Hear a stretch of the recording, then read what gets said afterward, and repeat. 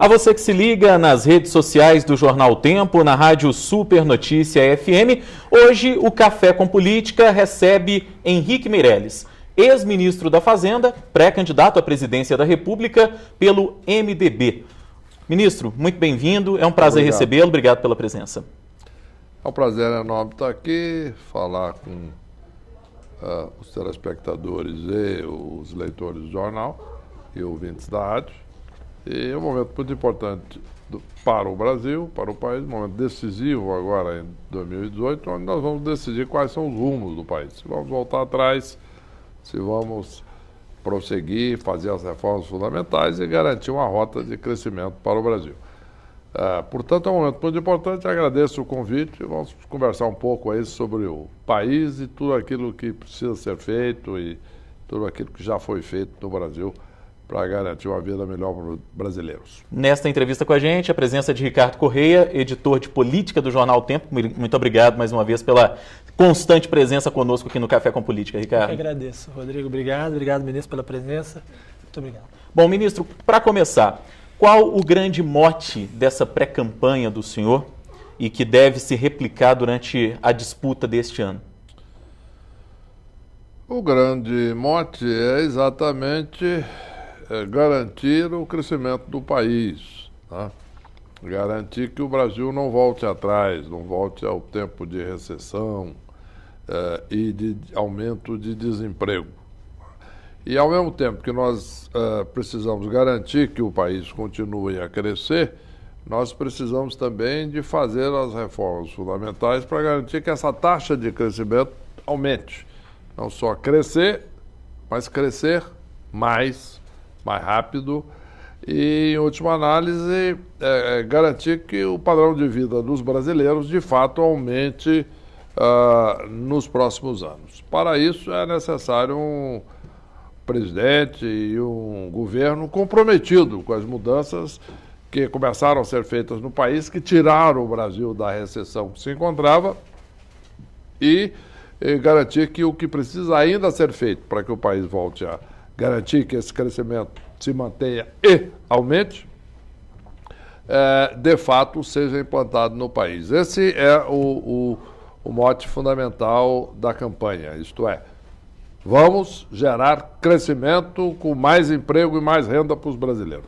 Agora, historicamente nas campanhas e nos últimos anos, foi pintado como impopular alguns dos temas, né, que são importantes aí para essa definição de crescimento. Teto de gastos, reforma da Previdência, isso tudo foi colocado como algo impopular. Como fazer com que a população entenda a importância dessas medidas? Muito simples. A população se interessa por emprego, isto é, cada um se interessa por saber se ele vai manter um emprego ou conseguir um emprego, se estiver desempregado, e também a sua família, os seus amigos, em resumo, até que ponto o Brasil está garantindo o emprego para todos. E isto é algo que só pode ser feito fazendo as reformas fundamentais na economia. Ao mesmo tempo, o controle da inflação. Quer dizer, a população sabe muito bem que a inflação estava a 10% ao ano até 2016, e que caiu. Cada vez mais isso está mais claro para a população. Então, a população entende muito bem emprego, renda e inflação baixa. Então, a questão é levar a mensagem para a população de que, para assegurar o crescimento do emprego, da renda e inflação baixa e sob controle, é necessário fazer essas mudanças. Então, isso é que é o fundamental. Quer dizer, nós não precisamos estar discutindo aqui as questões referentes às reformas microeconômicas para gerar a produtividade, cada uma delas. Nós temos que discutir as reformas que estão sendo feitas, as reformas que estamos propondo para garantir crescimento do país com aumento do emprego, aumento da renda e queda da inflação. Ministro, os dados do IBGE de dezembro do ano passado mostram que houve uma retomada do nível de emprego no Brasil. Os números deste ano mostram também essa tendência da retomada do emprego, porém, Em dezembro do ano passado, o IBGE mostrava também que o contingente de trabalhadores sem carteira assinada, ou seja, trabalhadores da informalidade, já havia superado o índice de trabalhadores formais. Há um claro sinal da retomada do emprego. Porém, esse emprego, muitos especialistas dizem, não são empregos de qualidade. Ou seja, são menos trabalhadores contribuindo para o INSS, menos trabalhadores até com a condição necessária para se aposentarem daqui a um tempo. O que fazer para criar esse emprego de qualidade? E o que poderia ter sido feito enquanto o senhor era ministro da Fazenda no governo Temer e que de repente não foi feito para que esse emprego de qualidade seja criado? Em primeiro lugar, é necessário que seja garantido que o próximo presidente vai prosseguir com as reformas fundamentais e, portanto, garantir o crescimento econômico. Apenas uma perspectiva de crescimento faz com que os empregos de qualidade sejam criados. O aumento da informalidade é exatamente o resultado da insegurança. Isto é, as empresas, muitas delas, que estão contratando porque está aumentando a venda, mas, ao mesmo tempo, inseguros os empresários, investidores, têm relação ao futuro, e é muito simples saber o porquê, né? Basta ver as propostas que estão sendo feitas aí pelos candidatos dos extremos. São propostas que levariam o país à recessão dos últimos anos. Então, todos ainda estão com cuidado. Quer dizer, uma das características do Brasil hoje é exatamente uma retomada, sim, mas muita cautela e muita preocupação com o que será o Brasil de 2019. Então, para garantir que sejam criados empregos de qualidade, com carteira assinada, etc., é necessário garantir que o crescimento vai continuar. E que as empresas podem contratar, sim, com carteira assinada, porque o país vai continuar crescendo, aumentando a renda, controlando a inflação, e não vamos voltar para a recessão do passado. O que é importante é isso. E o que deveria ser feito nos últimos 2 anos foi feito. Isto é, o Brasil saiu da maior recessão da história e voltou a crescer. Isso é algo que... Um movimento de uma queda do crescimento de 3,5% para um crescimento positivo de 1% em 17%, uma mudança de 4,5%. É uma mudança impressionante, né? E isso foi feito durante esses últimos 2 anos. Agora, o que nós precisamos agora é ver o próximo passo, né? Aumentou-se muito o emprego, é verdade. No entanto, muitos deles sem a carteira assinada. Também é verdade. Por quê? Por causa da insegurança em relação aos resultados da eleição. Então, como é que vai se resolver isso?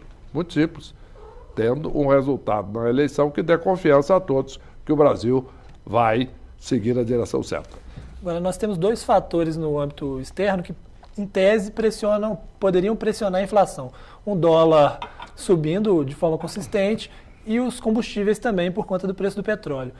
Nós somos passageiros nisso aí ou a gente consegue fazer alguma coisa no cenário interno que permita se livrar desses 2 fatores? Não, certamente podemos fazer muita coisa assim no cenário interno que assegure. Por quê? Porque tem 2 questões. Primeiro, a insegurança em relação ao que está acontecendo no exterior, a subida da taxa de juros nos Estados Unidos, tudo isso é um fenômeno previsível, né? As mudanças da política monetária americana e do Banco Central americano não tem surpresa nenhuma. E, portanto, a mudança da taxa de juros dos Estados Unidos não tem grande surpresa. Qual é o problema? Nós temos, ao mesmo tempo, uma subida da taxa de juros nos Estados Unidos e uma reforma tributária lá baixando impostos de maneira que atraia investimentos para os Estados Unidos, ao mesmo tempo em que cresce no Brasil a incerteza em virtude das eleições e de propostas dos candidatos querendo voltar atrás, etc., propostas que geram insegurança, né? O que acontece? Soma-se esses 2 fatores, você tem uma saída do capital. Por exemplo, eu estava vendo uma notícia hoje, quando cheguei em Belo Horizonte. Hoje saiu da Bolsa de Valores, etc., uma quantia de centenas de milhões de investimento estrangeiro que voltou ao exterior. Por quê? Pelo que eu estou dizendo, principalmente esse quadro de incerteza eleitoral. Isso leva, evidentemente, também a um aumento do dólar. Agora, Como é que isso tem que ser revertido? Tem que ser revertido com a garantia de que o Brasil vai continuar fazendo as reformas, a situação fiscal vai estar sob controle e continuará sob controle. Alguns candidatos que propõem eliminar o teto de gastos ou voltar atrás de uma série de reformas, voltar a gastar mais recursos, etc., e expandir os gastos públicos, evidentemente, que gera insegurança. E isso gera a saída de capital, o que significa o aumento do dólar. Então, em última análise, a perspectiva futura. Para cada de câmbio, ela reflete muito a expectativa em relação ao futuro, como também Bolsa de Valores, etc., todo o mercado. Então, é muito importante que nós possamos garantir a todos que o Brasil vai continuar na direção certa, portanto, vai continuar crescendo e, portanto, vai continuar gerando emprego, que é fundamental para a população, controlando a inflação, e aí, em consequência, os investimentos continuarão a vir para o país. No Café com Política, nós estamos conversando com o ex-ministro da Fazenda e pré-candidato à presidência da República pelo MDB, Henrique Meirelles. Ministro, o senhor foi um grande defensor da PEC que travou e atrelou à inflação os gastos públicos ao longo de 20 anos. E a gente fala principalmente de saúde e educação, que são demandas cada dia mais crescentes. Os críticos dessa medida afirmam que a prestação do serviço público vai ficar ainda pior do que já é. Mas, por outro lado, o senhor, enquanto governo, enquanto ministro do presidente Michel Temer, afirmou que essa era uma medida necessária para que o Brasil pudesse retomar o controle dos gastos. Eu pergunto para o senhor, essa medida, ela de fato não impede a prestação de serviço público com mais qualidade, sendo que esses percentuais eles já ficam ali definidos a partir ou dentro desse período de 20 anos, com percentuais já definidos e apenas sofrendo o reajuste da inflação? Não. É importante esclarecer, sim, é bom, obrigado por fazer essa pergunta, porque o que a emenda constitucional prevista que criou o teto de gastos, o que determinou para a saúde e educação, não é um limite de crescimento para a saúde e educação. Isso foi para as despesas gerais do governo, despesas correntes, despesas com funcionários, despesas gerais do governo. O que se fixou para a saúde e educação foi o contrário. Foi um piso, um limite mínimo, não máximo. Então, foi definido um mínimo para investimentos e despesas da saúde e da educação. Portanto, é o contrário. Então, essas foram áreas que foram incentivadas, preservadas e tem campo agora. Agora, o restante das despesas, sim, essas devem ser controladas, visando, inclusive, ter mais condições de investimento em saúde e educação. Isso em primeiro lugar. Segundo lugar, grande parte da educação, por exemplo, 67% dos alunos da educação fundamental, né, do ensino fundamental, são estudantes que estão em escolas municipais. E o orçamento dos municípios é diretamente proporcional ao crescimento da economia. Portanto, no momento que nós adotemos políticas que levem o país a crescer, os municípios terão mais recursos para investir na educação básica. Os estados têm grande participação na educação secundária. Também vão crescer com o aumento da arrecadação e, portanto, investir mais na educação secundária. Os estados são os grandes responsáveis pela segurança pública, polícias, etc.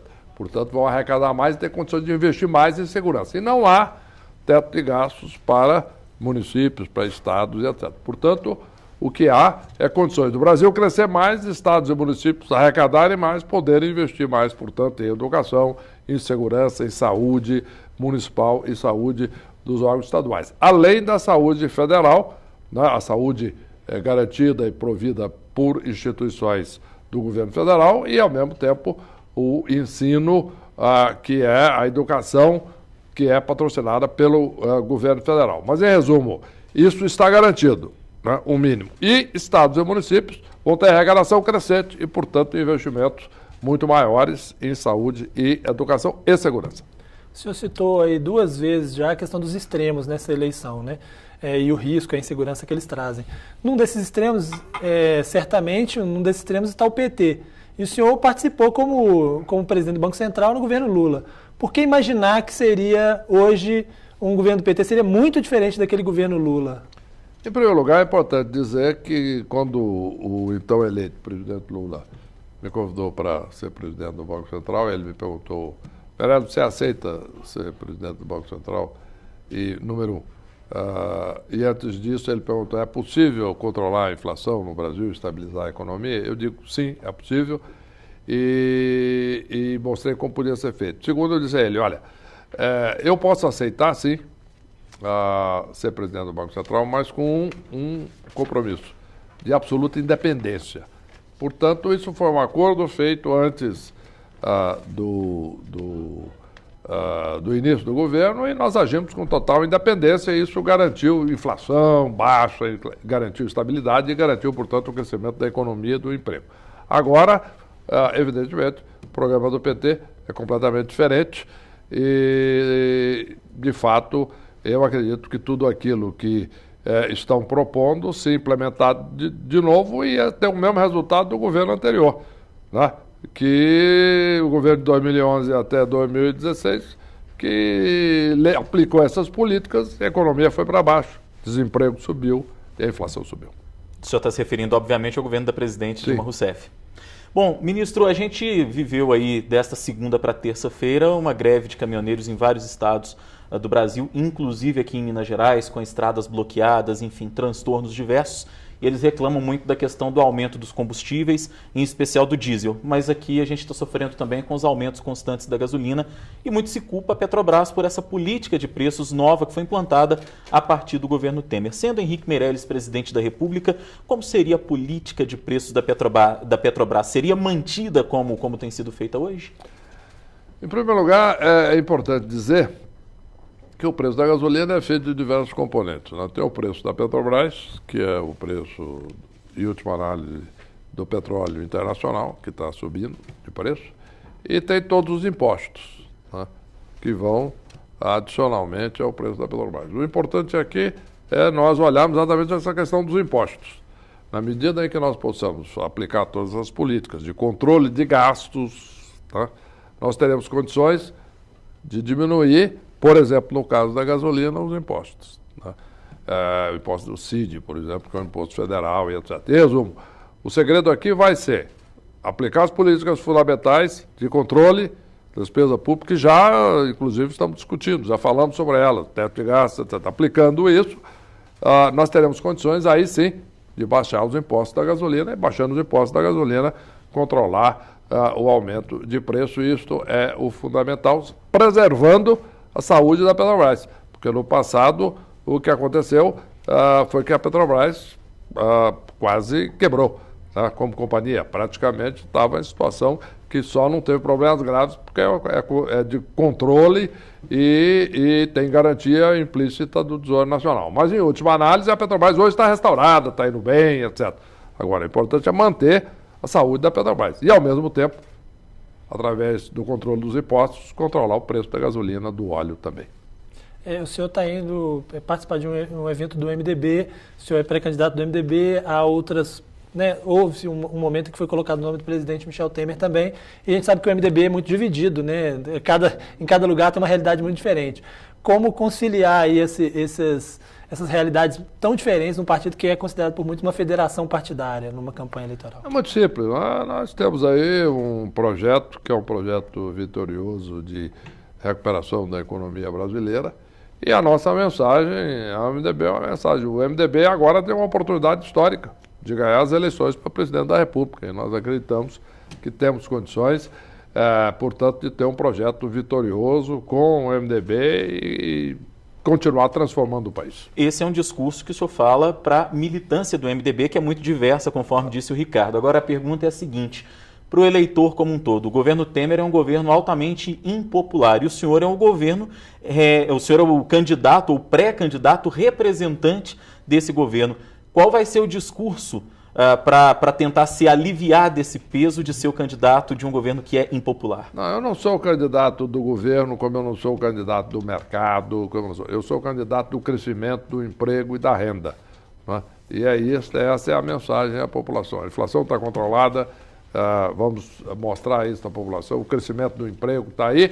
Em resumo, o crescimento é o avanço contra o atraso. É essa a nossa proposta. Obrigado. A gente está caminhando já para o final da entrevista, mas eu gostaria ainda de fazer uma última pergunta. Chegou-se a ventilar numa composição entre o senhor e o ex-governador de São Paulo, Geraldo Alckmin, PSDB e MDB, com o senhor sendo até mesmo vice dele. Isso está no seu horizonte ou não passou de especulação? A trajetória de Henrique Meirelles é de fato uma trajetória como candidato à presidência da República? Somos candidatos a presidente da República, não houve nenhuma conversa objetiva com o PSDB sobre vice-presidência, né? Eu até brinquei sobre esse assunto quando me perguntaram se era possível fazer um acordo aí com a vice-presidência, perfeitamente, desde que o PSDB indicasse o candidato a vice-presidente, né? Evidentemente foi uma brincadeira, o PSDB tem candidato, etc., como o MDB terá candidato também, e vamos disputar a eleição. Agora, não há dúvida que a eleição é em 2 turnos e temos aí confiança de que poderemos ter o apoio do PSDB no segundo turno. Eu fui informado aqui pela nossa produção que ainda há tempo para mais uma última pergunta mesmo, ministro. Sei que o senhor tem compromisso daqui a pouco, mas o senhor, entre 2012 e 2016, trabalhou na JBS, uma empresa que está muito envolvida com a questão das delações premiadas, com a Operação Lava Jato. Isso influencia de alguma maneira na campanha do senhor? E se for questionado sobre isso durante a campanha, qual vai ser a resposta? É muito simples, eu nunca trabalhei na JBS, isso aí é uma informação falsa. Tá? Mas o senhor não foi presidente do Conselho de Administração? Da JF. Eu fui presidente do Conselho da empresa holding, que não é trabalhar na empresa. Isso é um conselho que foi feito porque a holding iria fazer lançamento de ações no mercado, que nunca aconteceu, portanto ele nunca entrou em funcionamento. O que eu fiz, sim, foi fazer um trabalho de orientação da criação do banco digital, que é o banco online, o banco que a pessoa pode operar a partir do telefone, etc., que está indo muito bem, aliás. É o banco original.